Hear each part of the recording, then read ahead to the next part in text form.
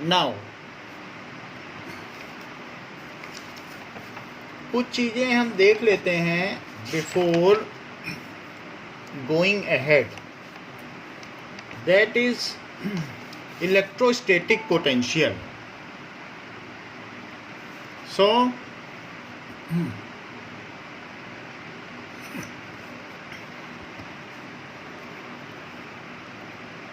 Electrostatic potential.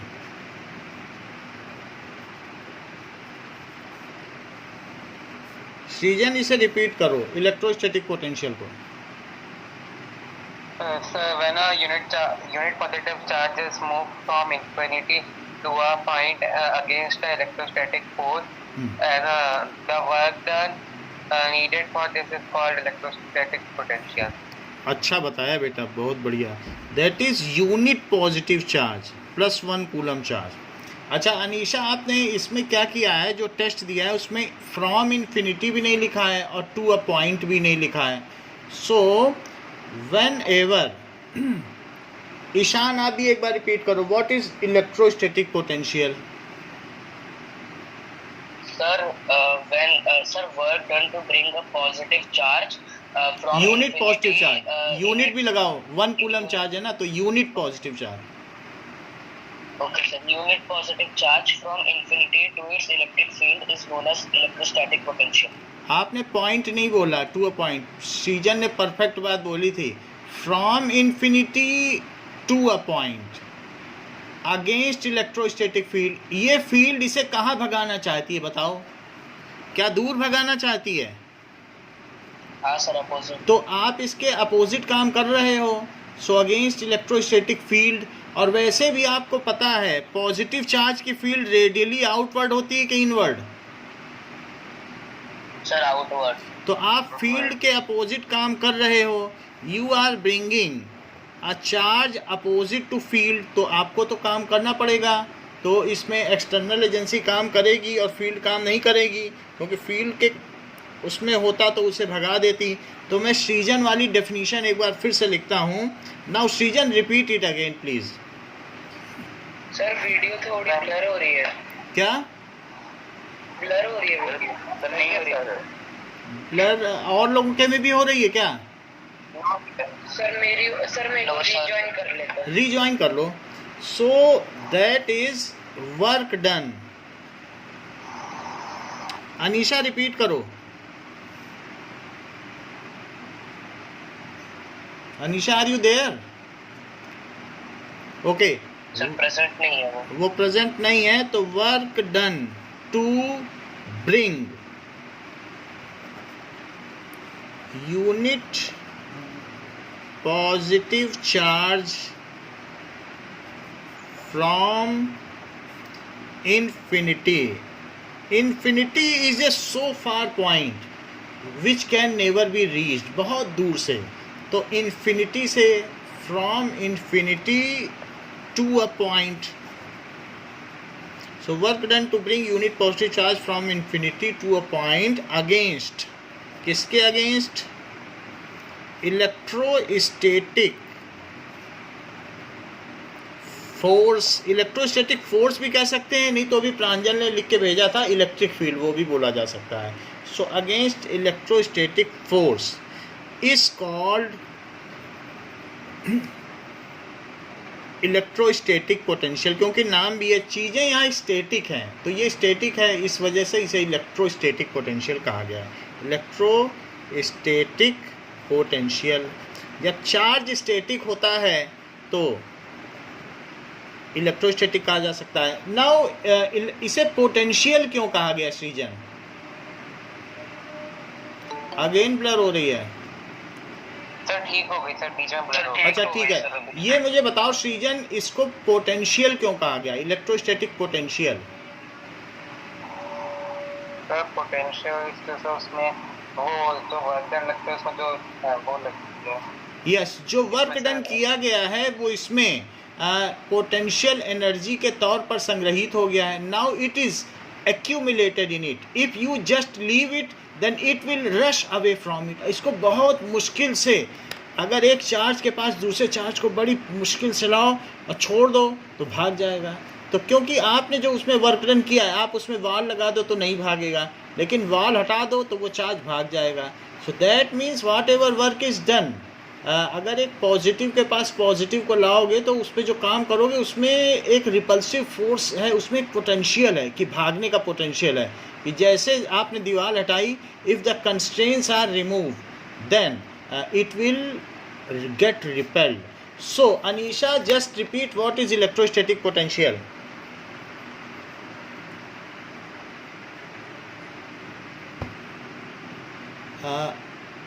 You are always missing the introductory speech. It is always with you, lagging with 1 or 2 points. That is the reason.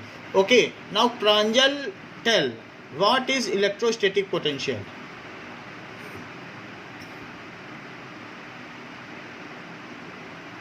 Pranjal Yes, आज sir. हाँ बोलो।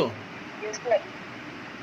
The electrostatic potential work done in moving unit positive charge against electrostatic force to infinity, from infinity, from infinity to a point is called electrostatic. Ishan repeat करो। Sir, work done to bring a unit positive charge from infinity to a point against its electrostatic field is known as electrostatic potential. It is very good. Yes, you are. Am I audible? Yes, sir. बताओ बेटा। Work done to bring unit positive charge from infinity to a point against electrostatic field is called electrostatic potential. ये सही है। अनीशा बेटा आप repeat कर दो एक बार। सर ऐसा वापस बताएंगे, मैंने अभी ज्वाइन किया। अच्छा चलो कोई बात। चलिए, इट इज इलेक्ट्रोस्टैटिक। सर। हाँ सर इलेक्ट्रोस्टैटिक सर एग्जांपल से बता दो ना सर, समझ में नहीं आ रहा। इसका मतलब है कि अगर मान लीजिए यहाँ पर आपने कुछ सोर्स चार्ज रख दिया है 4 कूलम का, तो अब आप 1 कूलम चार्ज लाओ। अच्छा 1 कूलम होता कितना है? 1 कूलम का मतलब 6.25 into 10 to the power 18 proton का गट्ठर। ये देखो, एक ऐसी गठरी बना लो तो जिसमें कितने चार्जेस हों। So how much charge should be there plus 1 coulomb में? इतने होंगे कि नहीं होंगे? The number of protons, this much number of protons bears 1 coulomb of charge. इतने प्रोटॉनों को पहले इकट्ठा करो और इन्फिनिटी से लेते हुए चलते चले आओ, यहाँ तक चलते चले आओ, यहाँ तक चलते चले आओ। अच्छा यहाँ चलते चले आ रहे हो तो इस पॉइंट पे आ गए। ऐसा करने में आपको काम तो करना पड़ेगा क्योंकि ये रिपेल करेगा और आप आ रहे हो। जैसे ग्रेविटी किसी चीज़ को खींच रही हो और आप उसको ऊपर उठाओ तो क्या काम करना पड़ता है? हाँ सर। भाई ग्रेविटेशनल फील्ड तो किसी चीज़ को खींचती है। जो सेब भी गिरता है वो ग्रेविटेशनल फील्ड की वजह से ही नीचे गिरता है। And if you are lifting it up, तो किसी भी अगर आप फोर्स के अगेंस्ट में काम करोगे, कंजर्वेटिव फोर्सेस होते हैं कुछ, तो आपका काम जमा हो जाता है। जैसे मैग्नेटिक फोर्स है उसके अगेंस्ट काम करोगे जमा हो जाएगा। स्प्रिंग फोर्स को, स्प्रिंग को दबाओ तो छोड़ोगे तो उछल जाएगी, वो तो वहाँ भी जमा हो जाता है। इलेक्ट्रिक फील्ड के अगेंस्ट करोगे वहाँ भी जमा हो जाता है, पोटेंशियल के रूप में जमा हो जाता है। So when you do work against conservative force then your work get deposited in bank in form of potential energy. ये इसमें जमा होता जा रहा है जो काम कर रहे हैं ना। तो आप बड़ी मेहनत से इतना चार्ज यहाँ लाए। अच्छा अब यहाँ पर छोड़ दोगे तो ये नहीं कि ये वहीं रहेगा, ये उछल के भागेगा दूर। तो आपने जो काम किया उतना काम ये आपको दे देगा, तो उसमें जमा हो गया ना, तभी तो उसमें रिपल्शन होता जा रहा है। और पास लाओ और पास लाओ। अगर आप स्प्रिंग को बहुत खींचो तो आप देखोगे उस स्प्रिंग में एनर्जी आ जाती है। And when you just leave the spring it bounces to reassert अपनी पोजीशन पाने के लिए एंड इट डज वर्क। तो स्प्रिंग अपना काम करती है। इसका मतलब है when you do anything either compression और expansion to spring, then in either of the cases the spring in spring potential energy get accumulated which is equivalent to the work done on it. जितना आप spring पे काम करोगे उसमें उतनी ही potential energy या स्थितिज ऊर्जा संग्रहित हो जाएगी। Potential to do work is known as potential energy. Sir हाँ सर, अभी आपने कहा स्प्रिंग को जितना खींचोगे वो हम छोड़ेंगे तो वापस अपनी पोजीशन पे आएगी। हाँ पर सर अगर हम एक लिमिट तक उसको खींचेंगे तो वो खुल ही जाएगी ना। हाँ, अगर एक लिमिट के ऊपर जाओगे तो हर एक की अपनी टेंसाइल स्ट्रेंथ होती है। अगर आप किसी भी चीज़ को ज़्यादा खींचोगे then wire also becomes ductile, फिर उसका तार बन जाएगा। तो it is within the elastic limit, that is always understood. ठीक है, so we are talking about within its limit. So यहाँ पर जब मैं इस पर काम कर रहा हूँ, अगर मैं 1 कूलम को यहाँ तक लाया और मैंने मान लीजिए 4 जूल काम कर दिया पी तक लाने में, 4 जूल मैंने इस पर काम किया है, तो क्या आप मुझे बता सकते हो पी पॉइंट का पोटेंशियल क्या है? और इन्फिनिटी से लाया हूँ, बहुत दूर से, सितारों से भी दूर से, वहाँ से 1 कूलम लाते लाते मैं यहाँ तक लाया हूँ, मुझे 4 जूल काम करना पड़ गया। So what is the potential of P? That is your work done divided by the amount of charge. तो कितना काम करना पड़ा? 4 जूल। और कितना चार्ज लेके आए? 1 कूलम। तो कितना आपने काम किया बताइए? 4 जूल पर कूलम। या इसे क्या 4 वोल्ट भी कह सकते हो, या इससे 4 वोल्ट भी कह सकते हो। जब पूरा वोल्ट लिखना तो वी छोटा लिखना। सो इस तरीके से ये ऐसा हमने कर दिया। तो इस पॉइंट की पोटेंशियल एनर्जी 4 जूल है। अब हमें श्रेयान, एम आई ऑडिबल? यस। अच्छा, मान लो मैं इन्फिनिटी से यहाँ पर 2 कूलम चार्ज लेके आ रहा हूँ, और इन्फिनिटी से देखो 2 कूलम ला रहा हूँ इसके पास, और लाते लाते मैं यहाँ Q तक पहुँच गया और इन्फिनिटी से ला रहा हूँ, और ऐसा करने में मुझे 10 जूल कार्य करना पड़ा। सो आई हैव डन 10 जूल, क्योंकि फील्ड भगा रही थी और मैं पास आया, फील्ड के अगेंस्ट में काम किया। W/Q यानी इक्वल टू 4 जूल बाय 5। हाँ बोलो। 10 joule by 2 coulomb equal to 5 volt. ये सही बताया आपने। इसका मतलब है आपको एक बेसिक आइडिया आपने पा लिया है। That is 10 joule upon 2 coulomb. Sir W/Q होगा कि W/Q होता है सर? मतलब W है तो उस पॉइंट तक लाने में वर्क डन। अगर आप चाहें तो आप कुछ भी ना करें, तो आपने इन्फिनिटी से लेके आए हैं तो you can simply write W। Otherwise Q point तक लाने में it is only symbolic. You may right और स्किप, उससे कोई मतलब नहीं है ख़ास। ठीक है, so that is VQ। Here Q is a point, दो it looks symmetric, but this Q is different, it is for charge, and here Q is a different point। बोलो, बात समझ में आ गई? Yes sir.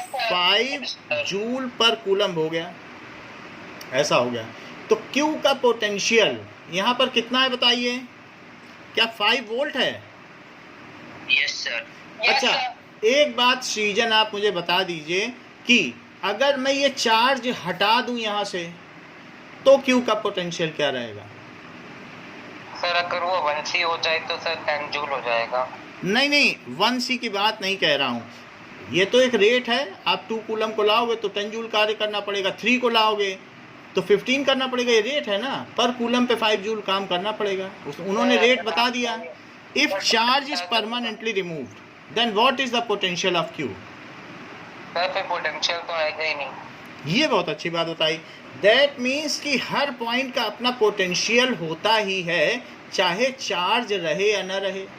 यानी दिस इज, किसी भी point का पोटेंशियल आपको पता करना है तो 1 कूलम चार्ज वहाँ लेके आ जाओ, वो उस पॉइंट का पोटेंशियल है। So whether the charge is present, जैसे मान लो अर्थ के चारों तरफ फील्ड है, तो क्या वहाँ पर वो फील्ड प्रेजेंट, अगर कोई दूसरा मास ना हो तो क्या फील्ड हट जाएगी? कोई मास देख के फील्ड आती है क्या अर्थ की, कि वो रहती ही है? सर अगर 0 चार्ज तो फिर कैसे आएगा? ये बात सही है कि अगर कहीं मास हो तो उस फील्ड में नीचे गिर जाएगा अर्थ की ओर, और ना हो तो इस तरीके से ये चीज़ बताती है कि Q पॉइंट पर अगर जब भी तुम इन्फिनिटी से 1 कूलम चार्ज लेके आओगे तो आपको 5 जूल काम करना पड़ेगा। Whether the charge is present at this place और नॉट, ये सोर्स चार्ज की पावर को बताती है कि सोर्स चार्ज कितना यहाँ पर जो है रिपल्सन दे रहा है। सो इसलिए ये बात आपको जाननी चाहिए कि कहीं पर around a charge, source charge, there is always a electrostatic potential whether the test charge is present or not. ये टेस्ट चार्ज है जिसे ला रहे हो। तो ये उसी तरीके से है जैसे कि, हाँ बताइए, बोलो, डाउट है तो बोलो ईशान। सर आपने बोला कि सर वो मतलब क्यू पॉइंट तक लाने में सर 5 वोल्ट का ही पोटेंशियल उसमें लगेगा सर। अगर तो एक कूलम लाते हो तो सर अगर हाँ तो मतलब अगर हम 5 कूलम का भी उसी पॉइंट से क्यू तक लाते तो भी 10 जूल ही लगता। 10 जूल क्यों लगेगा? यहाँ देखो, मान लो जैसे अर्थ है और अर्थ में अगर आप किसी चीज़ को उठाते हो तो वेट होता है mg। तो अगर मैं किसी भी पॉइंट पर मान लूँ कि इस पॉइंट पर क्या पोटेंशियल है तो 1 रख के करो तो 9.8 हो गया मीटर पर सेकंड स्क्वायर। लेकिन अगर 2 kg उठाओगे तो 2g हो जाएगा, 3 kg उठाओगे, जैसे दूध का रेट अगर 40 रुपये पर लीटर है, आप चाहो 10 लीटर ले लो, एक रेट होता है, दुकान के बाहर रेट लिखा रहता है, आपको कोई मना नहीं करेगा कितना लेना है। लेकिन पोटेंशियल इज़ ए रेट कि 1 कूलम अगर इन्फिनिटी से लाओगे तो ये है। अगर आप कहना चाहते हो कि ठीक है मैं W = VQ करना चाहता हूँ क्योंकि Q इधर चला जाएगा, आप कहना चाहते हो मैं तो 5 कूलम लाना चाहता था और आप अपना रेट बता दो, तो ये कहेगा 5 जूल पर कूलम ये मेरा रेट है, तुम कितना दूध लेना चाहते हो? तो आप बोल रहे हो कि मैं 5 कूलम इन्फिनिटी से लाना चाहता हूँ, तो कहेगा okay now you have to do 25 joule work. बोलो, बात समझ में आ गई? हाँ सर। तो आप जितना चार्ज लाना चाहो, दिस इज, ये जो फार्मूला है कि आपको कितना काम करना पड़ेगा। दूध का रेट दुकान के बाहर लिखा है, तो 1 कूलम लाने में 5 जूल, 2 कूलम लाओगे उसका डबल, 3 कूलम लाओगे तो ट्रिपल, तो जितना लाओगे मल्टीप्लाई कर लो भी इसे। यहाँ भी तो यही है, अगर 3 kg उठाओगे तो उतना आपने बोला कि हाँ। तो ऐसे आपने बोला कि अगर कूलम हटा देंगे पूरा परमानेंटली तो सर ये जो आपने 5 लिखा उसकी जगह 0 हो जाएगा, तो 0 जूल्स हो जाएगा। If there is, see, at any point there is always electric field whether the mass is present or not। जैसे अर्थ के बारे में देख लो, तो अर्थ के चारों तरफ एक फील्ड होती है जो अर्थ के सेंटर की ओर डायरेक्टेड है, ठीक है। So in the similar manner every point around a charge is having a potential. What does it mean? You are only checking the potential of this point by bringing 1 coulomb charge to this, कि इस point का potential क्या है। जैसे आपके पास source charge बहुत ही strong है तो आप बता दोगे कि सोर्स चार्ज इतना स्ट्रॉन्ग है। तो अब आपने टेस्टिंग कर ली, यहाँ से इन्फिनिटी से यहाँ लाकर, कितनी दूरी पर लाकर? 1 मीटर पर, और एक बड़ा वीक है। अच्छा, यहाँ पर भी आपने 1 कूलम चार्ज ला के टेस्टिंग कर ली, तो यहाँ पर भी 1 कूलम चार्ज लाए और टेस्टिंग कर ली, 1 मीटर पर की है तो 1 कूलम चार्ज। अच्छा, अब यहाँ लाने में तो आपकी हालत ख़राब हो गई कि इतना रिपल्शन था, आपको अपने परिवार के साथ इसको धक्का देना पड़ा तब ये आ पाया। तो अब इस A पॉइंट का पोटेंशियल ज़्यादा होगा कि B पॉइंट का पोटेंशियल ज़्यादा होगा? A पॉइंट का पोटेंशियल मान लीजिए 100 जूल हो गया, 1 कूलम भी लाए हो, और यहाँ आराम से आप हंसते खेलते 2 जूल में ही वर्क डन करके ले आए, तो आप दूसरों को वहाँ बताओगे भाई ए के पास गलती से भी मत जाना, क्योंकि मान लीजिए इसका पोटेंशियल 100 वोल्ट है 1 मीटर दूरी पर। So it's potential at A point is 100 volt, क्योंकि 100 जूल पर कूलम। और जबकि यहाँ पर बी पॉइंट का पोटेंशियल क्या है? 2 volt. So it expresses that how stronger the electrostatic field is around any charge. Electrostatic potential is a symbolization of the strength of electric field या electrostatic force around any charge, it doesn't mean anything else. बात समझ में आ गई आपको कि क्यों किसी चीज़ को हम पोटेंशियल क्यों व्यक्त करते हैं। बता दें यहाँ इतना पोटेंशियल है। सो अगर सन में है, सन में आप एक सुई उठा के दिखा लो या 10 हाथी मिलके एक सुई उठा के दिखा दें, तो मान लिया जाए इतनी तेज़ी से खींचता है सन, क्योंकि इतना मास है। तो सन का मास अर्थ से 10 लाख गुना ज़्यादा है। अर्थ का 10 टू द पावर 24 है और सन का मास 2 × 10 टू द पावर 30 है। तो आप समझ सकते हैं कि सन में एक सुई उठाना कितना मुश्किल है। तो हम कहेंगे कि द ग्रेविटेशनल फील्ड और gravitational potential at sun is very stronger. It is to symbolize. Sir तो कि इतनी ताकत अगर 1 कूलम चार्ज मतलब वहाँ पे लाने के लिए भी सर बहुत मेहनत करनी पड़ेगी। वहाँ पर अगर सन चार्ज होता तो चार्ज लाने के लिए मेहनत करनी पड़ती, but there everything is due to mass. So वहाँ पर ग्रेविटेशनल फील्ड काम करेगी। So when there is interaction of charge, आप कह दो भाई हम तो 1 किलो चीज़ जो है नॉर्थ पोल के पास ले जा रहे हैं, नॉर्थ पोल और साउथ पोल, तो वहाँ क्या काम करना पड़ेगा। तो वहाँ नॉर्थ और साउथ, एक में तो मैग्नेट ले लिया और एक मास ले रहे हो, तो क्या इनके बीच कोई इंटरेक्शन होगा। एक फील्ड मैग्नेट का देखा जाता है, चार्ज का। तो आप एक चार्ज को सन के पास से मत कंपेयर करो। एक चार्ज को सोचो दूसरी चार्ज बॉडी के पास ले जाना है, तब क्या होगा। तो चार्ज का चार्ज के साथ इंटरेक्शन देखा करो, मास का मास के साथ देखा करो और मैग्नेट का मैग्नेट के साथ देखा करो। That is the measurement of various kinds of forces. बात समझ में आ गई। हाँ सर, थैंक यू। चलो इतनी बात हो गई। अगर समझ में आ गई होगी, क्योंकि तभी हम आगे बढ़ पाएंगे, जब तक अनीशा ये हमें डेफिनेशन बता नहीं देंगी, क्योंकि अनीशा की गड़बड़ हुई है। इसलिए मुझे एक बार अनीशा अब अगर बता सकती हो तो बता दो। Electrostatic potential.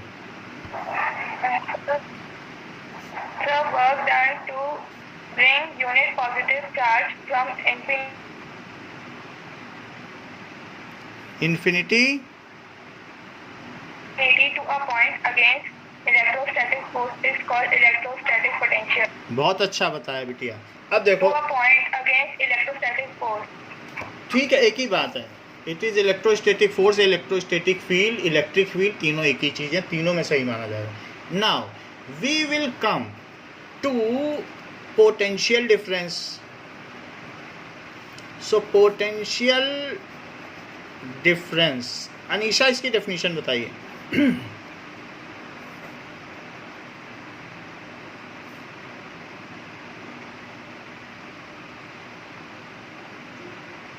बोलो। मैं बताऊँ? कौन बताना चाहता है? ईशान बताओ। Sir, work done to bring to move a unit positive charge from one point to another against electrostatic field is known as potential difference.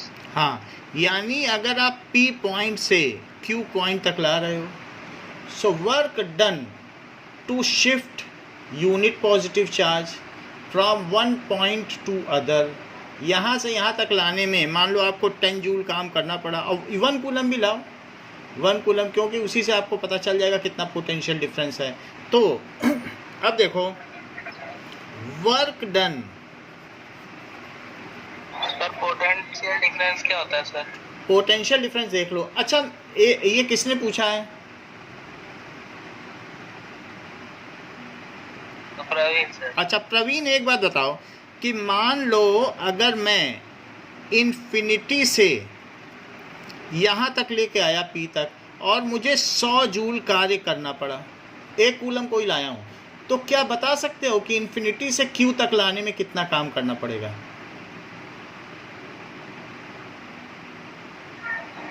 Sir distance क्या है सर? डिस्टेंस नहीं पता होती तो बता देता। इतना ही पता है कि इन्फिनिटी से P तक लाने में 100 जूल काम करना पड़ा। हाँ सर इतना ही सर, इतना ही करना पड़ेगा। नाउ श्रेयान आप बताओ, P तक लाने में 100 जूल काम करना पड़ा, तो Q तक लाने में कितना करना पड़ेगा? Sir 10 joule. बोलो। सर मैं बताऊँ तो? हाँ बताओ। सर 100 कितना? 110 सर। 110, क्योंकि यहाँ से यहाँ तक लाने में अब 110 जूल टी से क्यू तक या इन्फिनिटी से क्यू तक? देखो, इन्फिनिटी से अगर क्यू तक लाओ तो 110 जूल, और इन्फिनिटी से, अच्छा पी से क्यू तक पूछ रहे हैं। देखो पी से क्यू तक तो मैंने लिख ही दिया है, वो मैं क्यों पूछूंगा? जो चीज़ लिखी है वो कोई क्यों पूछेगा? That is not the question. तो इन्फिनिटी से पी तक लाए तो इतना करना पड़ा, और इन्फिनिटी से क्यू तक लाए तो इतना करना पड़ा। तो बताओ पी से क्यू तक लाओगे तो कितना करना पड़ेगा? 10 एक्स्ट्रा करना पड़ा कि नहीं? जरा यहाँ बात देखो कि मान लीजिए आप 5 मीटर उठाओ किसी चीज़ को, 1 किलो को उठाना, अगर 1 kg के साथ करोगे तो वो कहलाएगा ग्रेविटेशनल पोटेंशियल। और अगर आपने m मास ले लिया, 2 किलो 3 किलो, तब फिर पोटेंशियल एनर्जी कहलाएगी, mgh। और अगर 1 लोगे तो पोटेंशियल कहलाएगा। अगर यहाँ पर जैसे मान लीजिए अनीशा बोल दें कि सर 1 कूलम नहीं लेना चाहते हैं, हम तो 10 कूलम लेना चाहते हैं, तो मैं कहूँगा ठीक है, फिर इसके आगे एनर्जी लगा दो। 1 के लिए रेट है और बाकी 1 के अलावा, ठीक है, सो 1 के अलावा लोगे देन तब क्या हो जाएगा? Then it is energy. Potential energy word पढ़ा है? जरा यहाँ देखो कि वो अगर 5 मीटर तक किसी चीज़ को उठाओ, अच्छा, और m मास को उठाइए, m मास को, तो बताओ 5 मीटर उठाने में नीचे इसमें कितना वेट लग रहा है? mg। और अर्थ से उठा लिया आपने, तो फोर्स कितना लगाना पड़ेगा या वर्क डन कितना होगा? Work done is equals to force into displacement. तो mg फोर्स लगाओगे और 5 डिस्प्लेस करोगे, तो बताओ अब जितना वर्क डन है वही इसकी पोटेंशियल एनर्जी बन जाएगी। तो इसकी पोटेंशियल एनर्जी कितनी हो जाएगी? mg और h यानी 5 mgh हो गई। अगर 1 किलो ले जाते तब ये क्या हो जाता है यहाँ का? सर 50। अगर 1 किलो ले जाते तब ये पोटेंशियल हो जाता, ग्रेविटेशनल पोटेंशियल। हमेशा ग्रेविटेशनल पोटेंशियल क्या होता है? Work done to shift unit mass from earth to any place. Earth से कहीं तक ले जा रहे हो, मास से डिवाइड कर दो हमेशा। तो जैसे आपने ये सारी चीज़ कह दी कि यहाँ तक इसका कितना हो जाएगा? 50 हो जाएगा। सो 50 इस पॉइंट का पोटेंशियल है। फिर से ज़रा देखो कि आप किसी चीज़ को, ये तो m के लिए है तो पोटेंशियल एनर्जी है, और मान लो 1 kg होता तो क्या हो जाता? तब पोटेंशियल, 1 किलो दूध का रेट पोटेंशियल है, 1 किलो चीज़ उठाई तो जो एनर्जी है वो ये ग्रेविटेशनल पोटेंशियल है। 1 कूलम ले गए तो इलेक्ट्रोस्टैटिक पोटेंशियल है। अब जरा देखिए कि इसको आप अब 7 मीटर तक उठाओ, यानी 2 मीटर और, तो ये पॉइंट P है, ये पॉइंट Q है। तो 1 kg कर दिया, अब पोटेंशियल है, अब एनर्जी वर्ड नहीं यूज़ कर सकते।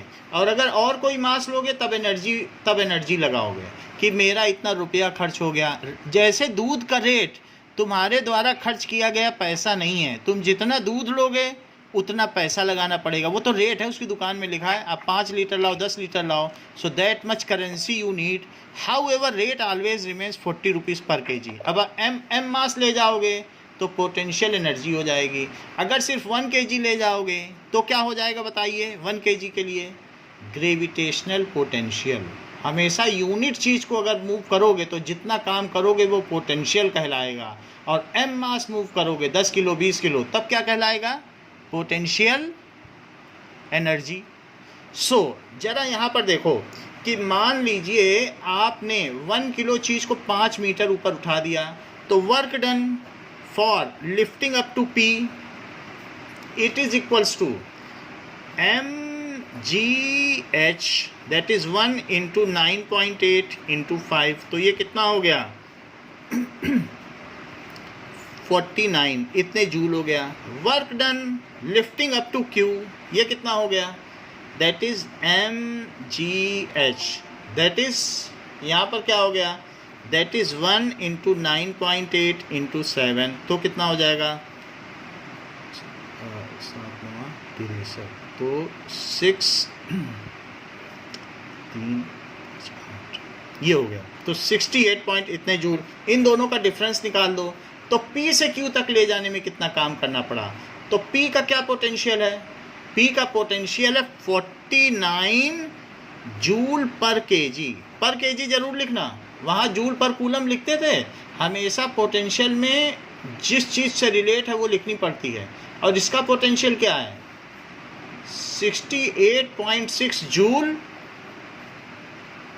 पर केजी। तो बताओ ये चीज़ यहाँ से यहाँ तक ले जाई गई, तो इनके बीच का पोटेंशियल क्या है? P और Q के बीच का जरा सब्ट्रैक्ट करके देखो, तो 68.6 जूल है। 19 आएगा सर, 19 है आएगा। ये मैंने थोड़ा गलती कर दी, इसे 68.8 लिख दो joule per KG. So it is that, यहाँ कितना आ गया? 19.8 joule per KG. So when unit mass is shifted from one point to other, then the gravitational potential difference between two mass is ये जो भी है, then the work done in doing so is called gravitational potential difference। इस चीज़ को सृजन repeat करो। when a unit mass is shifted from one point to another, then the work done to doing so is the gravitational potential difference। अच्छा, मैंने इसमें एक कौन सी fundamental चीज मिस कर दी है?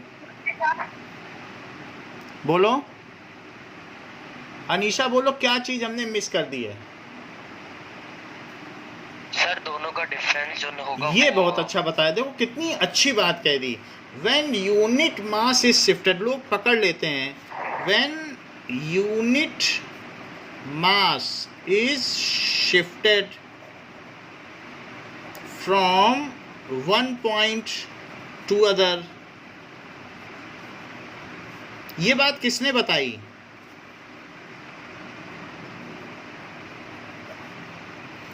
कि अगेंस्ट ग्रेविटेशनल फील्ड हमने मिस कर दी।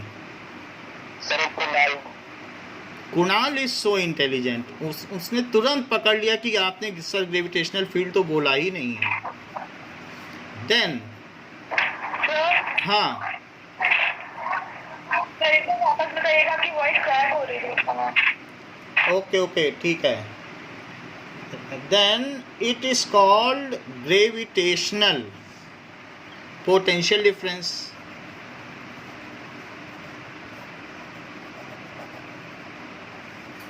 अब देखो, अगर 1 किलो चीज को अनीशा कहीं से कहीं तक पहुंचाना चाहती हूँ, यहाँ देखो 1 केजी लिया, 5 मीटर उठा दिया। 9th में पढ़ा है आपने कि 5 मीटर उठाने में कितना काम करना पड़ेगा, mgh। और जो काम करोगी वो उस पॉइंट की पोटेंशियल एनर्जी हो जाएगी कि नहीं? Yes sir. लेकिन चूंकि आपने कितना लिया है,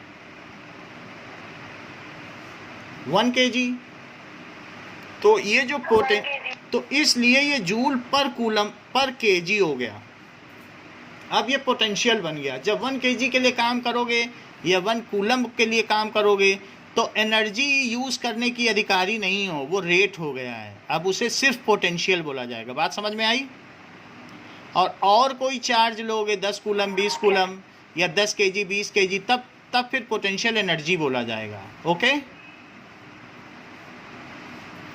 तो 1 किलो को 5 मीटर उठाया और 1 किलो को 7 मीटर उठाया, दोनों केस में हमने देख लिया जूल पर केजी आपको काम करना पड़ा। तो बताओ, अब अर्थ से ना उठाओ, जहाँ तक थोड़ी दूर ऊपर ले गई हो वहीं से थोड़ा और ऊपर ले जाओ। तो अगर आप P से Q तक 1 किलो चीज़ को उठा के ले जाती हो तो आपको ग्रेविटेशनल फील्ड के अगेंस्ट में जितना काम करना पड़ेगा एडिशनल, यहाँ तक उठाया था 49 था, थोड़ा और उठा दिया 19.8 काम और कर दिया joule per KG. So this is the potential difference. अगर अब मैं पूछूं कि potential gravitational potential difference between PQ, then it is 19.8 joule. ये हो गया पर केजी। सो एक बार आप मुझे ग्रेविटेशनल पोटेंशियल डिफरेंस की डेफिनीशन बता दें तो मैं फिर आपको इलेक्ट्रोस्टैटिक पोटेंशियल डिफरेंस की डेफिनीशन बता दूं। अनीशा बताओ। अनीशा से पूछते हैं, अगर बता पाए, नहीं तो फिर मैं दूसरे पे आऊँगा। Anisha, have you got the idea? Sir, yes, sir. हाँ बताओ. Sir, when unit mass is shifted from one point to other against gravitational field, then it is called gravitational potential difference. It is नहीं. Then the work done in doing so. It हमेशा ना लगाया करो. It से किसी को क्या पता चलेगा आप it किसे बोल रही हो. अब यहाँ पर वो वर्ड ही नहीं यूज़ किया. पहले वो वर्ड अगर यूज़ किया होता तब इट लगाती तो चलता भी था. वर्क डन कहीं यूज़ नहीं किया और इट लगा दिया. फिर से बोलो.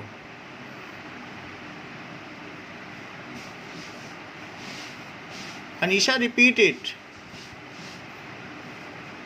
So, when unit mass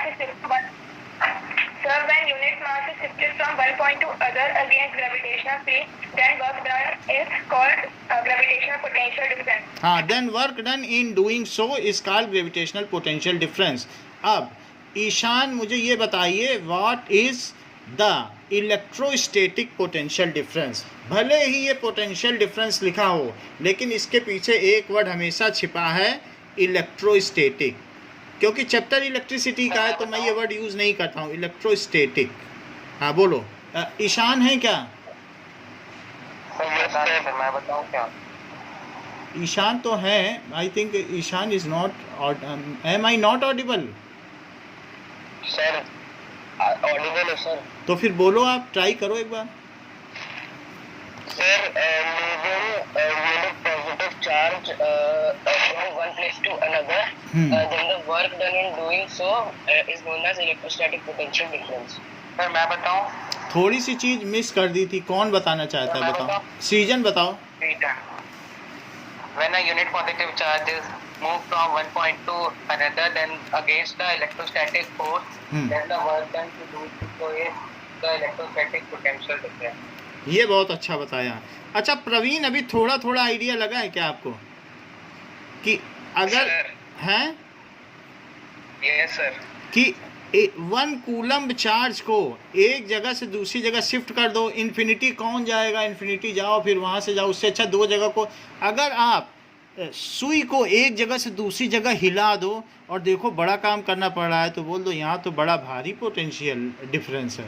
थोड़ा हिलाने पे ही पता चल जाता है. चल नहीं जाता है.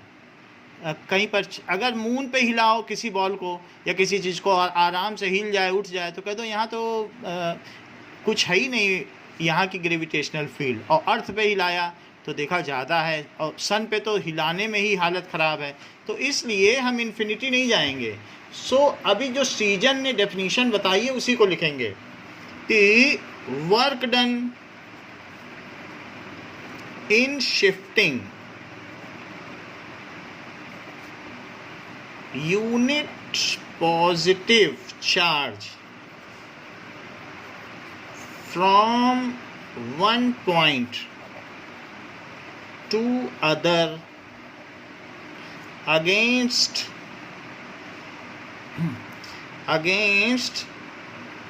electrostatic field. फील्ड भी लिखा जा सकता है. It is field only, field के अगेंस्ट पे काम कर रहे हैं. Is called potential difference between those 2 points. Potential difference between those 2 points. देखो पोटेंशियल डिफरेंस लिख रहे हैं, लेकिन ग्रेविटेशनल पोटेंशियल डिफरेंस भी होता है, मैग्नेटिक पोटेंशियल डिफरेंस भी होता है, इलेक्ट्रोस्टैटिक भी होता है. इसलिए यहाँ इलेक्ट्रोस्टैटिक वर्ड हिडन है, उसे समझना. ऊपर हमने हेडिंग में डाल दिया है, electrostatic potential difference between 2 points. That is V. अगर आप कोई भी चीज़ P से Q तक ले जा रहे हो, this is P and this is Q.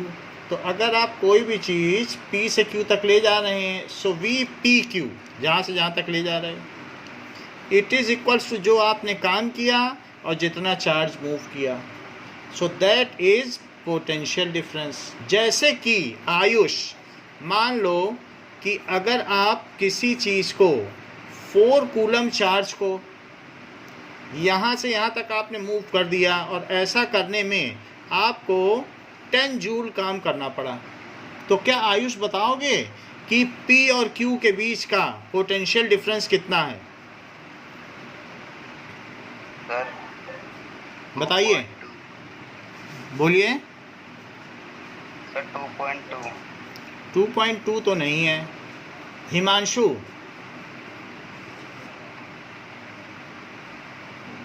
Sir question क्या है, एक बार बता दीजिए। Sir 2.5। 2.5 that is equals to W/Q। 1 coulomb charge को अगर एक बिंदु से दूसरे बिंदु तक स्थानांतरित किया जाए तो उसमें जितना कार्य करना पड़ता है वो उन दोनों बिंदुओं के बीच का विभवांतर कहलाता है। वर्क डन इन ट्रांसफरिंग और शिफ्टिंग 1 कूलम चार्ज। सो 1 कूलम चार्ज इसीलिए तो Q से डिवाइड कर दिया कि 4 में इतना करना पड़ा तो 1 में कितना करना पड़ेगा। तो दैट इज, अभी किसी ने देखो 2.5 बताया भी है। So that is equals to, so it is 2.5 volt. Joule per coulomb को वोल्ट भी कहते हैं।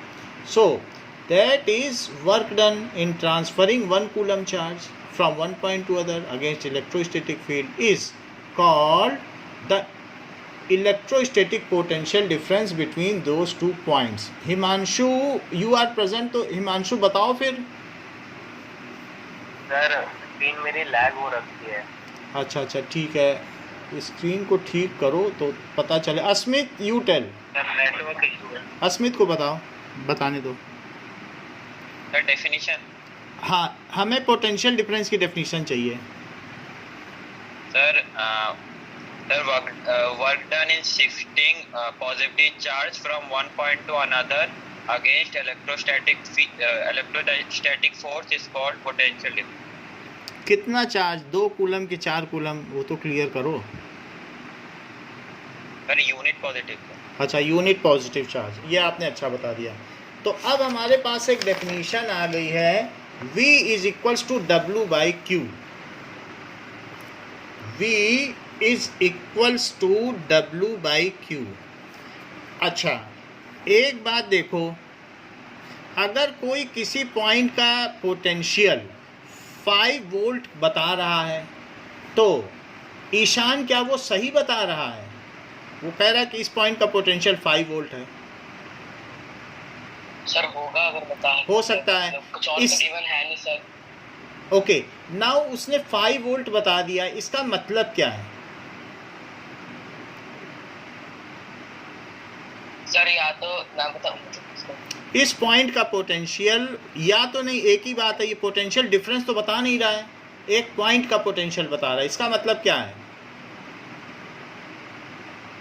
सर कि मतलब उधर जितना भी पोटेंशियल डिफरेंस है वो बस 5 वोल्ट का है। डिफरेंस की कोई बात ही नहीं, एक ही पॉइंट तो दे ही रहा है और उसका पोटेंशियल 5 वोल्ट बता रहा है। इसका क्या मतलब है? सर शायद जाएगा वो 5 वोल्ट के इक्वल होगा। सीजन बताओ।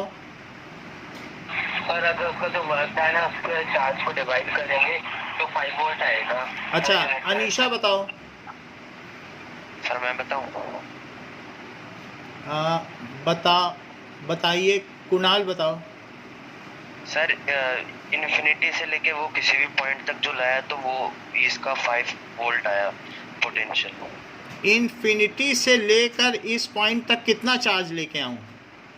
सर वो 1 कूलम चार्ज लेके आया, मतलब 1 कूलम चार्ज लेके आया होगा तो उसे कितना काम करना पड़ा होगा? 5 जूल।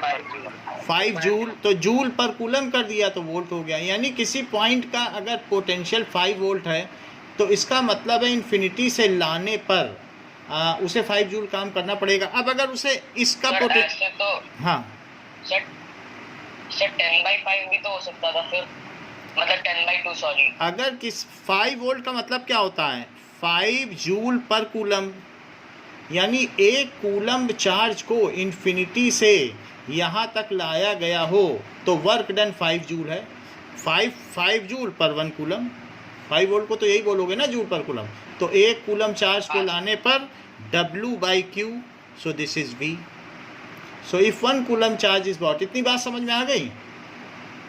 हाँ सर। अच्छा, अगर आ गई होगी तो हिमांशु तुम एक बात बता दोगे कि अगर कोई ये कह रहा है P पॉइंट का पोटेंशियल 1 वोल्ट है, इसका मतलब क्या है? सर वॉइस क्रैक हो रही है। अच्छा, वॉइस क्रैक हो रही है, तो मैं अस्मित से पूछूं। अस्मित, मुझे बता दो, किसी पॉइंट का पोटेंशियल 1 वोल्ट है, electrostatic potential, what does it mean? Sir वहाँ पे 1 कूलम ऑफ चार्ज आ रहा है और उसको मूव करने के लिए 1 जूल वर्क हो रहा है। देखो, इन्होंने तो पूरी बात बता दी, इन्होंने 1 वोल्ट की डेफिनेशन ही बता दी। देखो, बहुत बड़ा काम किया है, and it is so helpful for all of us. देखो, अस्मित ने 1 वोल्ट की डेफिनेशन बताई है, and we all should be thankful to Asmit. 1 volt क्या होता है? If 1 coulomb charge is brought from infinity to a point, if 1 coulomb charge is brought from infinity to a point against electrostatic force, and we have to do 1 joule work, और ऐसा करने में मुझे कितना कार्य करना पड़ा हो, and it requires 1 joule work, क्योंकि आप फील्ड के अगेंस्ट में ला रहे हो, then the potential of that point, पूरा लिख लो, then the electric potential potential of that point is 1 volt। तो उस पॉइंट का पोटेंशियल 1 वोल्ट है। अस्मित, हम सभी लोगों के लिए एक बार इसे फिर से रिपीट करो। Sir if 1 joule of work is done to move a charge of 1 coulomb from one point to another, 1 point two another की बात ही नहीं, मैंने तो एक पॉइंट का पोटेंशियल बताया था, 2 पॉइंट ही नहीं दिए थे। तो मैं बताऊं sir, infinity to a point. हाँ, then sentence the potential difference of that difference को नहीं छोड़ना चाहते हो, इन्फिनिटी से किसी बिंदु तक लाए हो तो उस बिंदु का पोटेंशियल है ना वो। यहाँ तो कोई ये नहीं है कि 2 पॉइंट P और Q हो, सीधा बोलो electrostatic potential of that point. Difference तो तब होता है जब P से Q तक लेके आते हो, दोनों आपकी नज़रों के सामने होते हैं। एक बार अस्मित फिर ट्राई करो। Sir, when 1 joule of work is done to move a charge of 1 coulomb from infinity to a point is known as potential of, then the potential of that point is 1 volt. थोड़ा सा चीज़ miss किया है और किसी। अच्छा, देखो ईशान से पूछ लें। ईशान बताओ।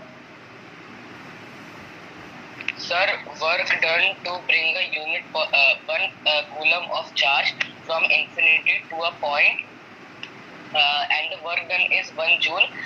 Then 1 volt of potential is there, electrostatic potential. हाँ, लेकिन फ्रेमिंग ऑफ सेंटेंस में कुछ गड़बड़ी हो गई। अच्छा बताया है, सेंटेंस बन नहीं पाया। Anisha, are you there? Sir मैं बोलूं? कुणाल, आप बताओ। सर मैं बोलूं? अभी सीजन आपसे पूछेंगे। Kunal, If unit positive charge is moved from infinity to a point against electrostatic force and work done is 1 joule, then the electrostatic potential of that point is 1 volt. कितना it is so swiftly and so smoothly Kunal ने बता दिया, कितने आसानी से। ना इसी चीज़ को सृजन रिपीट करो, बहुत अच्छे से बताया आपने। If unit positive charge is moved from infinity to a point against electrostatic force and the work done to move to it 1 joule, then the electric potential is 1 volt.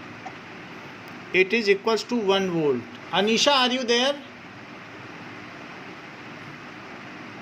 Okay, तो हम लोगों ने देख लिया कि 1 वोल्ट क्या होता है, किसी पॉइंट का पोटेंशियल होता है, और इस बात को हमें बताया अस्मित ने। So we are moving to 1 volt again.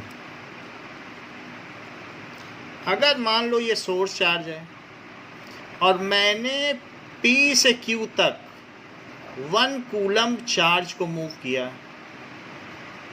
P से Q तक, और ऐसा करने में मुझे 1 जूल कार्य करना पड़ा।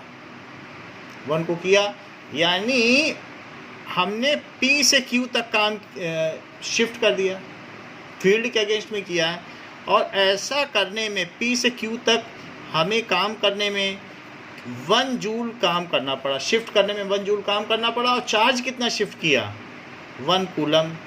तो क्या वो भी 1 वोल्ट होगा? Yes, sir. हाँ सर। अगर वो होगा ईशान तो इसको डिफाइन कर दो, देखें क्या डिफाइन करते हो।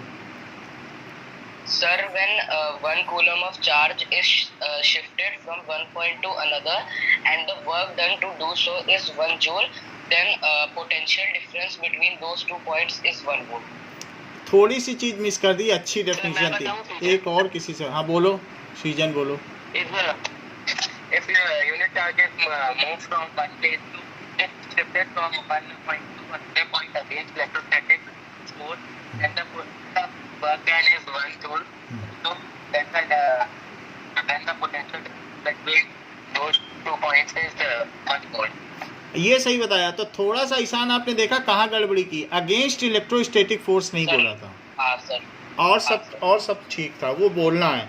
सो इफ 1 कूलम चार्ज या unit positive charge is shifted from 1 point to other against electrostatic force and work done is 1 joule, then the potential difference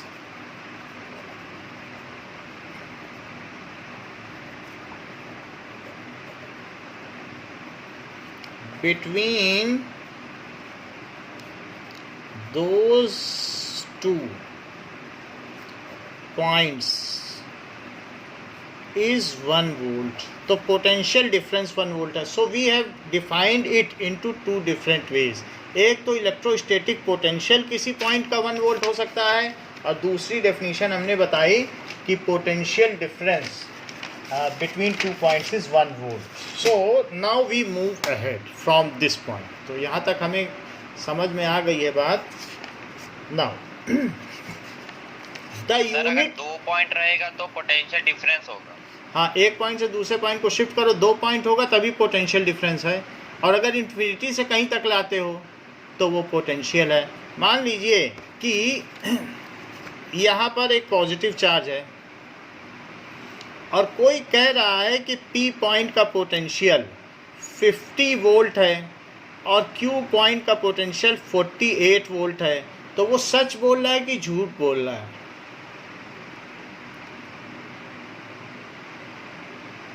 sir बोल रहा होगा। बोलो। सर सच ही बोल रहा होगा। ये ठीक बता, देखो ईशान हर चीज़ को समझ जाते हैं। कितने आसानी से इन्होंने बता दिया कि इन्फिनिटी से यहाँ तक लाने में अगर उसे 50 जूल कार्य करना पड़ा तो और पास लाने में तो उसकी हालत ख़राब हो जाएगी और बढ़ता जाएगा पोटेंशियल। तो इसलिए ईशान ने बताया कि वो झूठ ही बोल रहा है, उसे तो 148 लिखना चाहिए। If you are nearer to a positive charge, then its potential keep on increasing, and that's why a positive source charge is always said to be at higher potential. जितने उसके पास होगे उतना हायर पोटेंशियल होगा।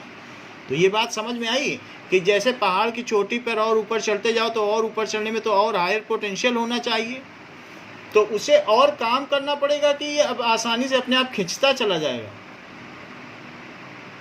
तो मान लो यहाँ से यहाँ तक उसे और आने में 10 जूल काम करना पड़ा, तो अब यहाँ का पोटेंशियल क्या हो जाएगा? 50 वोल्ट, 60 वोल्ट। तो जितना काम करते जाओगे उतना बैंक में जमा हो जाएगा। किसी ने एक टेबल के ऊपर बॉल उठा के रखी, अच्छा किसी ने अलमारी के ऊपर रख दी, तो बताओ किसने हायर पोटेंशियल पे रखी? सर अलमारी से। अब जब इसने मैंने रखी है तो उसी तरीके से जब आप पास आओगे और ज़्यादा काम करोगे तो पोटेंशियल कम होगा कि बढ़ेगा? सर बढ़ेगा। भाई आपका काम ही तो पोटेंशियल है। What ever you do work that is getting deposited in form of potential. So that's why whenever you come nearer to positive charge, then its potential always increases. ये लाइन भी 48 और 50 वाला सर समझ में नहीं आया। समझ लीजिए कि मान लीजिए एक कह रहा है कि देखो, वो बोल रहा है, दो साथी बात कर रहे हैं कि 48 वोल्ट और दूसरा कह रहा है 50 वोल्ट। तो एक साथी कह रहा है कि मैंने इन्फिनिटी से यहाँ तक 1 कूलम चार्ज लाया और देखो P तक लाने में मुझे 50 जूल काम करना पड़ गया। तो दूसरा बोला अच्छा ऐसी बात है, मैं तो इन्फिनिटी से Q तक आ गया और मुझे 48 जूल ही काम करना पड़ा। तो ये दूसरा साथी झूठा है कि सच्चा? सर 1 मिनट वापस बताओ ना सर, वो 1 मिनट थोड़ा अटक गया था। फिर से देखो, मान लो एक कह रहा है कि मैं यहाँ तक आया, इसके अगेंस्ट में फील्ड मुझे बाहर भगा रही थी, लेकिन मैंने मेहनत की और मैंने 50 जूल काम किया P तक आने में। तो दूसरा फ्रेंड बोलता है कि मैं तो Q तक चला आया और मुझे 48 जूल ही काम करना पड़ा। तो ये Q सही कह रहा है क्या? सर झूठ बोल रहा है। झूठ बोल रहा है। और पास आ रहा है तो क्या उसे और कम काम करना पड़ेगा? हाँ सर। उसको तो बल्कि उसे ये कहना चाहिए कि मैं तो Q तक पहुंचा, मुझे तो 60 जूल काम करना पड़ा और मेहनत लग गई। कोई ये कह दे कि मैंने इसे यहाँ रखा टेबल पर और मुझे 10 जूल काम करना पड़ा। दूसरा कहेगा मैंने तो अलमारी पे चढ़ा दिया, मुझे 2 ही जूल काम करना पड़ा। तो ये सच बोल रहा है कि झूठ बोल रहा है? सर झूठ बोल रहा है सर। भाई अगर और हाइट पे ले जाएगा तो हायर पोटेंशियल है तो उसे ज़्यादा काम करना पड़ेगा, बल्कि उसे कहना चाहिए मुझे 12 जूल करना पड़ा। तो उसी तरीके से if you are approaching to positive charge, so as we approach to positive charge, then the potential keep on increasing. ये sentence important है। if we approach to positive source charge, then potential keep on increasing, keep on increasing। इतनी बात समझ में आ गई? बोलो। Yes हाँ sir. अच्छा, एक इसकी उल्टी बात भी मुझे समझानी है। जैसे कि अब एक ऐसा कुछ केस है कि एक बॉल यहाँ थी और वो गिरती गई, अर्थ की ओर गिर गई, यहाँ आ गई। तो when anything is moving towards field, तो उसका पोटेंशियल घटेगा कि बढ़ेगा? मान लो A से B आ गई और अर्थ ने खींच लिया था, अर्थ ने उस बॉल को खींच लिया, फ्री फॉल हो गया उसमें। तो अब अगर इसके गिरने से A पे जितना पोटेंशियल है, अगर A पे मान लो 10 वोल्ट का 10 जूल का पोटेंशियल है, तो क्या B पे 15 जूल होगा? No sir. बल्कि कम हो जाएगा, 5 जूल। कोई भी चीज़ गिरेगी और अर्थ पे गिर जाएगी पूरी तरह से, तो कोई पोटेंशियल ही नहीं रहेगा। बोलो बात सही है? So if anything is attracted या मूविंग ड्यू टू फील्ड की वजह से चल रही हो, जैसे यहाँ gravitational field, then its potential keep on decreasing, क्योंकि हाइट कम हो गई ना। इफ एनीथिंग अगेंस्ट मूव करोगे तब तो पोटेंशियल बढ़ेगा, और अगर टूवर्ड्स मूव करोगे तो घटेगा। If anything moves due to gravitational field,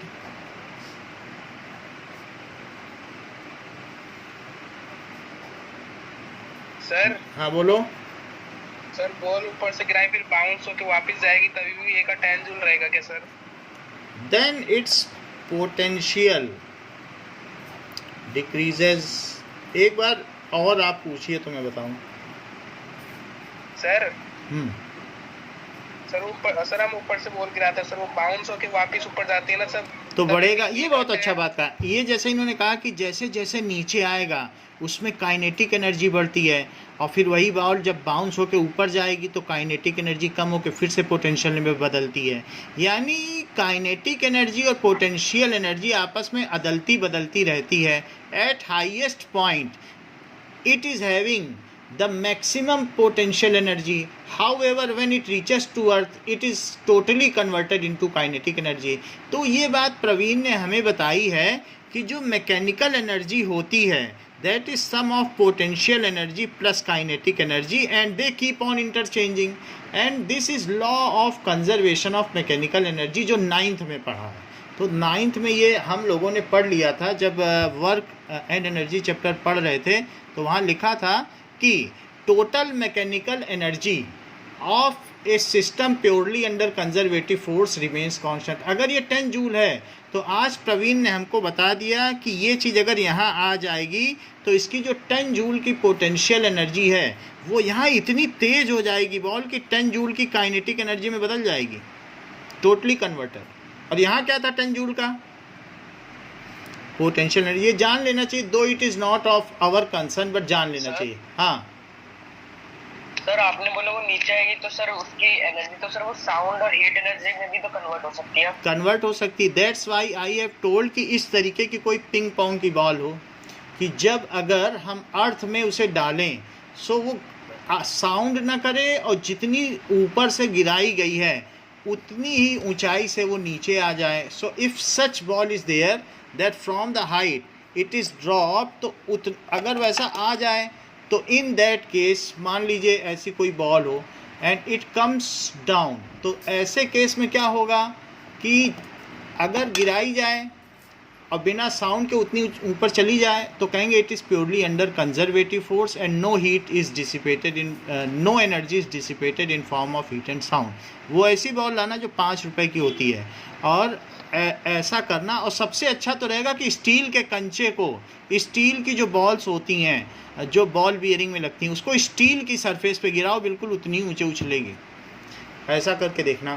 तो जैसा भी हो समझ में आई. तो सबसे बड़ी बात क्या है, दो it is not of our concern, लेकिन जैसा इन्होंने बताया कि यहाँ पर 5 वोल्ट 5 जूल की अगर पोटेंशियल एनर्जी है तो कोई मुझे बता सकता है कि यहाँ काइनेटिक एनर्जी कितनी होगी? Sir 5 joule. यानी कि इनका सम हमेशा कांस्टेंट रहेगा. यहाँ 10 जूल टोटल सम है, यहाँ 10 जूल काइनेटिक एनर्जी और पोटेंशियल एनर्जी कितनी है? 0, क्योंकि अब हाइट नहीं बची. और यहाँ पर तो ऊपर रेस्ट में था तो काइनेटिक एनर्जी कितनी है? 0. तो इसमें total sum potential energy plus kinetic energy कितना हुआ? 10 जूल. यहाँ कितना हुआ? 10 जूल. और यहाँ भी कितना हुआ? 10 जूल. तो यानी if body is purely under conservative force, जैसा कि प्रवीण ने हम सबको बता दिया है कि there should not be any sound, there should not be any heat during collision and there should not be air drag during its falling. हवा में कोई पार्टिकल भी ना हो. तो प्रवीण बिल्कुल हम लोगों को सचेत कर रहे हैं. It should take place in vacuum and the collision is totally elastic, यानी उस बॉल पे डेंट भी ना आए, डिस्टॉर्शन भी ना हो. तो इस तरीके का जब कुछ होगा, जैसे कि ऐसे पार्टिकल्स टकराएं जैसे हवा में गैस के पार्टिकल टकराते हैं, तो तुम्हारे कमरे में क्या बहुत आवाज़ हो रही है? गर्मी बहुत हो रही, क्या साउंड बहुत कर रहे हैं क्या जो हवा में पार्टिकल टकरा रहे हैं? हमें तो नहीं, हमारे यहाँ नहीं आवाज़ होती. तो इस तरीके से 2 टाइप्स ऑफ कोलिजन शुड अकर. यानी अगर पार्टिकल टकराएं तो ऐसे टकराएं एट ए डिस्टेंस कोलिजन. जैसे 2 एटम है उनके इलेक्ट्रॉन पास आते हैं तो असली टक्कर नहीं करते हैं, ऐसे करके ऐसे चले जाते हैं. So if such type of collision is there is no air drag, it is purely under conservative force, यानी कि वहाँ फ्रिक्शन ना हो, तब तो टोटल मैकेनिकल एनर्जी कांस्टेंट रहती है. यानी mechanical energy at A it should be mechanical energy at B and it is equals to mechanical energy at C. ये यांत्रिक ऊर्जा के संरक्षण का सिद्धांत है कि यदि पूरी तरीके से कोई वस्तु संरक्षित बल के अंतर्गत हो तो विभिन्न बिंदुओं पर इसकी गतिज ऊर्जा और स्थितिज ऊर्जा का योग हमेशा नियत रहता है. if something is purely under conservative force, not any dissipative force is present, then its total mechanical energy is constant, though it is interconvertible into each other. और ये बात हमको प्रवीण ने बताई कि यद्यपि वो आपस में अदलती और बदलती तो रहती है, किंतु उनका टोटल सम हमेशा कांस्टेंट रहता है यदि फ्रिक्शन और ड्रैग फोर्स ना हो तो। Though it is not of our concern so we switch over to our own points. अच्छा ये बताओ, ए पर पोटेंशियल एनर्जी ज़्यादा है कि बी पर? ए पर। So if anything moves due to gravitational field, अब देखो ए से बी गया और किसने उसको खींचा? ग्रेविटी ने, तो उसकी पोटेंशियल एनर्जी घट गई कि नहीं? अच्छा अब ये मुझे बताओ, ऐसे ही अगर एक निगेटिव चार्ज लिया जाए और ये +1 कूलम चार्ज है और वो यहाँ आ गया, तो +1 कूलम चार्ज P से Q आया, तो फील्ड उसको खींच लेगी कि नहीं खींचेगी? सर खींच लेगी। So it is moving due to electrostatic field, against नहीं जा रहा है, ये तो खुद ही मूव कर रहा है। तो if it is moving due to electrostatic field then its potential keep on decreasing. क्योंकि आपने किया क्या, आपने बड़ी मेहनत से इसको यहाँ से +1 कूलम चार्ज को मेहनत कर करके यहाँ पहुँचाया। अच्छा आपने काम जमा कर दिया इसमें, आप जब ये कर रहे थे तो काम जमा हो गया क्योंकि आप बड़ी मेहनत से, देखो you are moving against field, तो जब यहाँ से यहाँ पहुँचाया तो फील्ड के अगेंस्ट में चले। जैसे ऐसा नहीं होता कि धरती से मास को उठाओ, धरती से दूसरे 1 किलो मास उठा के और ऊपर करते जाओ तो उसका पोटेंशियल बढ़ता चला जाता है, और वो फिर गिर जाए तो पोटेंशियल घट नहीं जाएगा। सो ये बिल्कुल वही हो रहा है। अगर यहाँ पर 10 जूल पोटेंशियल है, सो प्रवीण गैस क्यू पे क्या होना चाहिए, 20 जूल की 30 जूल?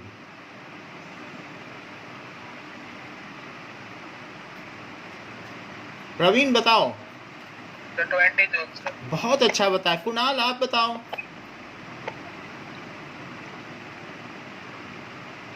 Sir 20 joule. सृजन,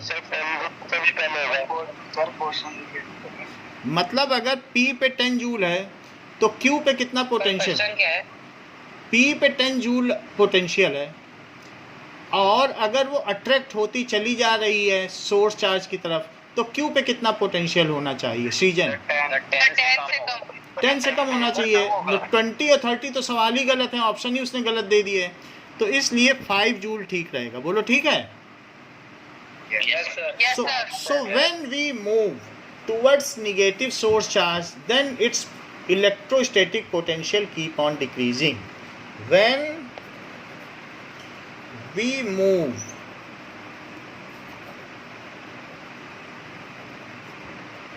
towards negative source charge, source charge, its electrostatic potential keep on decreasing, क्योंकि हर टेस्ट +1 कूलम चार्ज के साथ किया जाता है and it is lowest at negative charge, और सबसे कम कहाँ होता है? It is lowest at negative charge. तो हाईएस्ट कहाँ होगा बताओ? अगर मेरे मान लो हमारे पास एक प्लस चार्ज है और एक माइनस चार्ज है और बीच में मैंने 1 कूलम चार्ज रख दिया। अच्छा मैं किधर इसे मूव करूं कि मेरा पोटेंशियल बढ़ता चला जाए?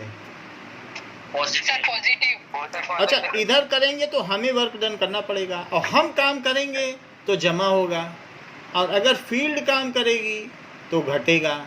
तो हमने इधर खींचा तो it is work done by external agency. यहाँ पे क्या करना पड़ा?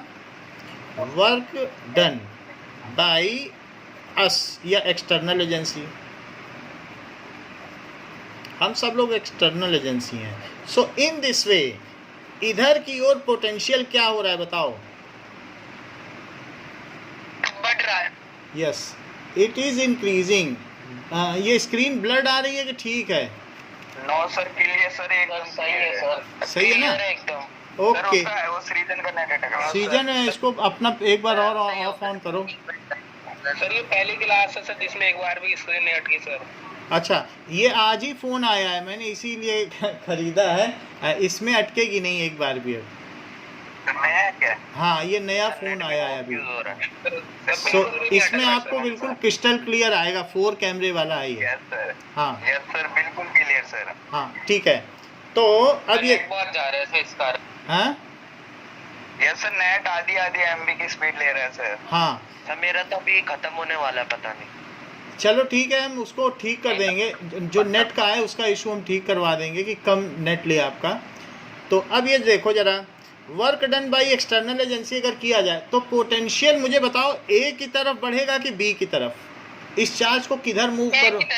ए की तरफ। तो इस तरीके से here increase in potential, increase in potential. और ये चार्ज अगर इधर चले तब क्या होगा? डिक्रीज इन पोटेंशियल, क्योंकि वो खुद ही चलता चला जाएगा। इधर कौन काम कर रहा है? सर इधर वो चार्ज खुद काम कर रहा है सर, नेगेटिव नहीं, चार्ज नहीं काम करता। जैसे बताओ एप्पल गिरता है तो कौन काम करता है? Gravitational force. हाँ, gravitational force. So work done by electrostatic force, electrostatic force. बोलो, बात समझ में आ गई? तो जब कोई कंजर्वेटिव फोर्स काम करेगा तो उसका पोटेंशियल घटता जाएगा। जैसे ऊपर से अलमारी के ऊपर से एक गुलदान गिर जाए, गुलदस्ता गिर जाए, तो वो ग्रेविटी ने उसे गिरा दिया, तो बताओ उसका पोटेंशियल घटेगा कि बढ़ेगा?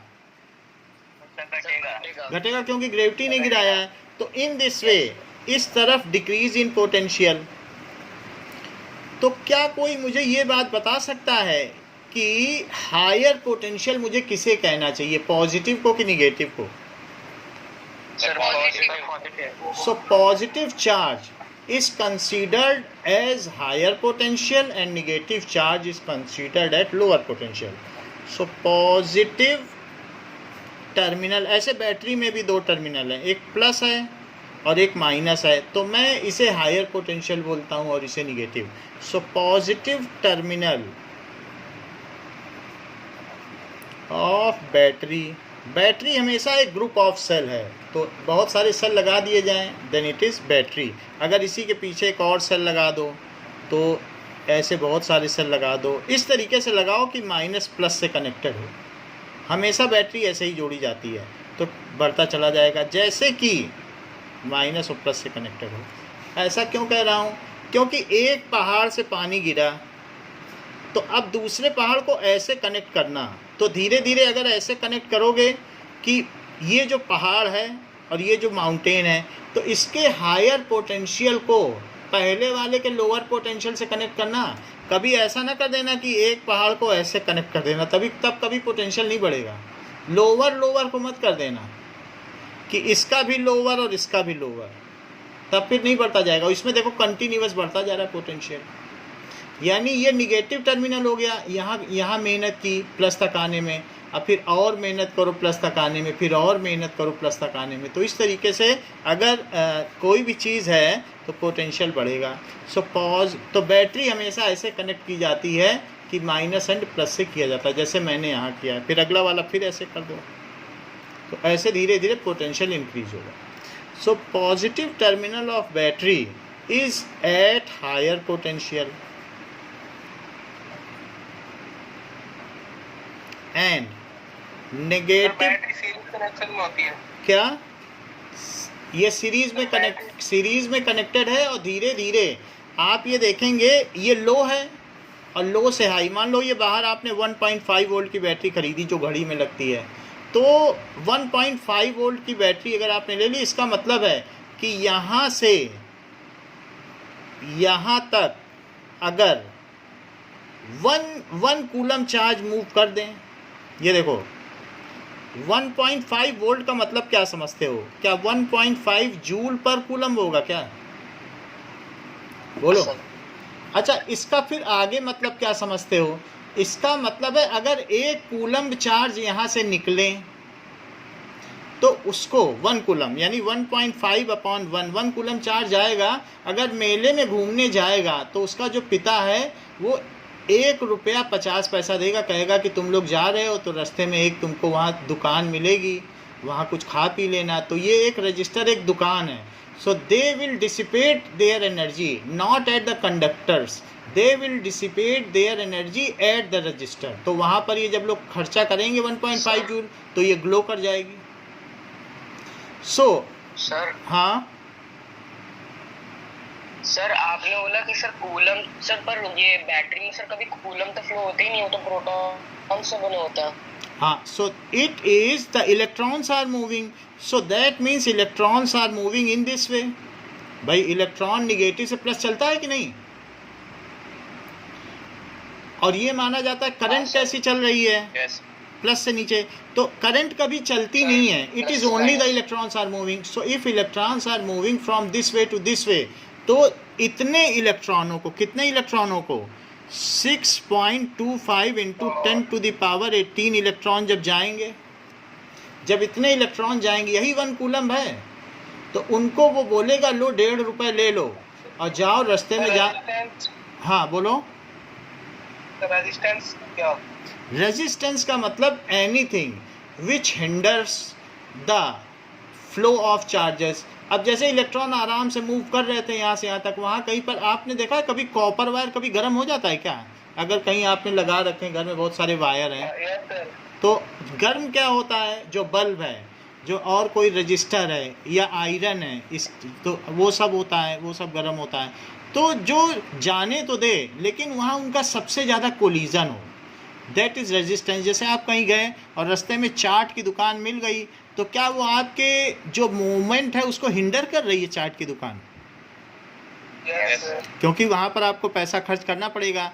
सो whatever money is given by their father, that means cell, it is all to be consumed at the resistor. अगर 3 दुकानें हैं तो हो सकता है किसी दुकान पे ये 50 पैसे खर्च करें, किसी दुकान पर 1 रुपये खर्च करें, या किसी ऐसे होगा, कुछ ना कुछ खर्च करेंगे, लेकिन टोटल 1.5 करेंगे, और घर आएंगे तो 0 पैसे लेके आएंगे। सो दैट मीन्स पर कूलम चार्ज उनको इतनी एनर्जी दी जाती है, और जाओ अपना काम करके आ जाओ। समझ में आ गया ना 1.5 वोल्ट का क्या मतलब है, कि when they move from one terminal to other 1 coulomb charge, then they dissipate this much amount of energy, इतनी एनर्जी करेंगे। लेकिन कभी कभी धनी माता पिता होते हैं, आपने देखा है कि 220 वोल्ट भी होता है हमारे घर में पोटेंशियल। हम लोगों के घर में कितना आता है? Sir, 220. तो कितना अमीर पिता है, अपने बच्चे को भेज रहा है कि जाओ और जो बल्ब होगा, जहाँ भी जाना 220 रुपये खर्च करके ही आना। सोचो उस वो कितना अमीर है।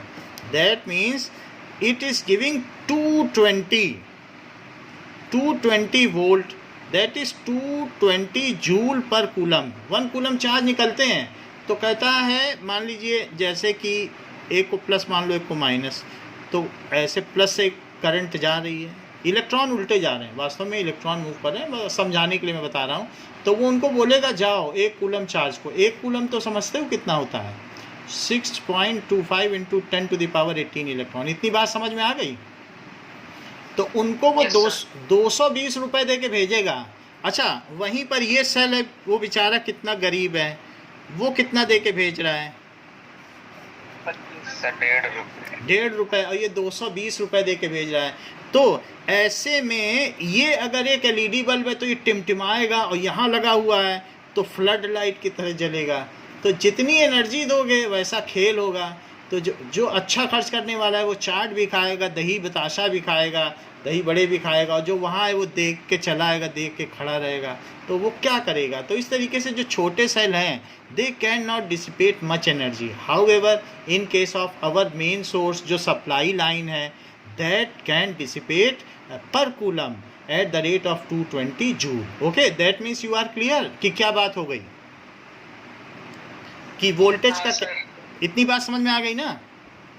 Yes, sir.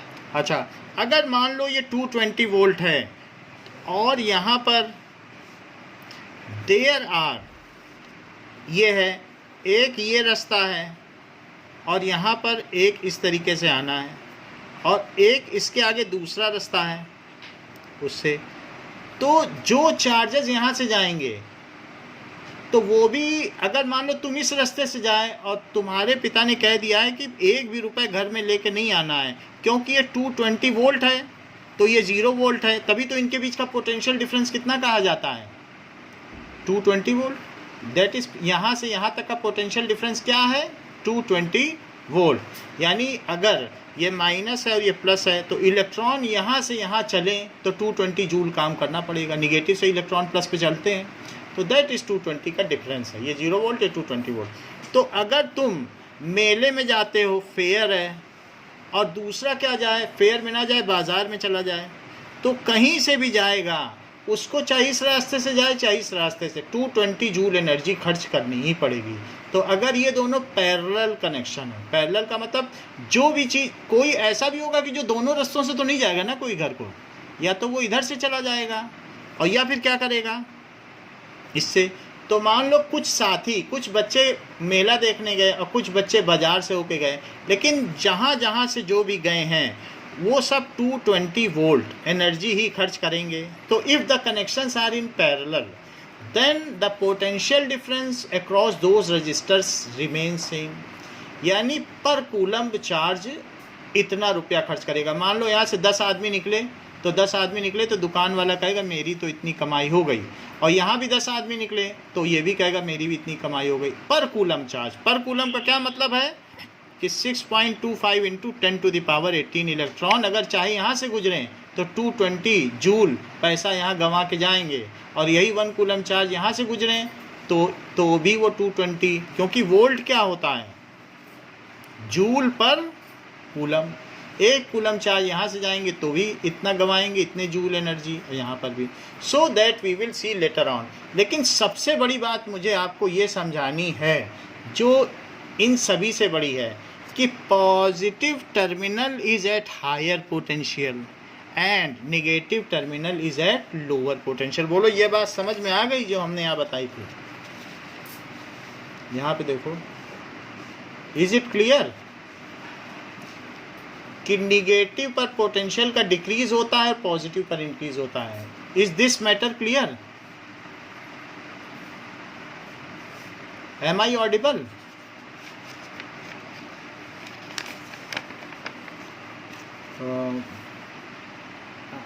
I think, am I audible?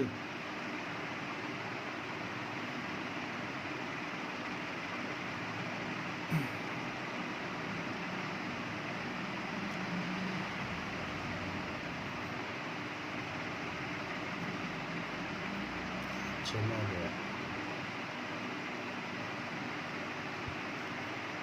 दूसरा फोन लाना पड़ेगा।